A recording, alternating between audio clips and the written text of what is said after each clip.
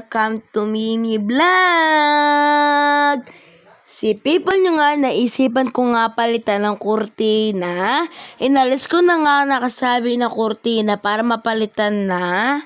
Katapos ko nga inalis ang kurtina ay tinupi ko.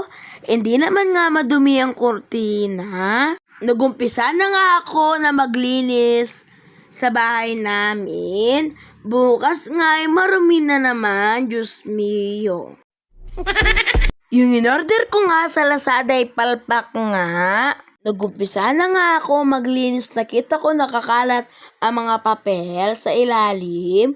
At inalis ko na nga. Yung hindi kailangan nga itatapon ko na sa basurahan. Katapos ko nga linigpit yung sa ilalim.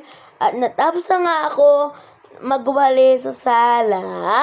At linisan ko na din yung sa terrace. Salamat din, natapos na nga ako maglinis. Woo!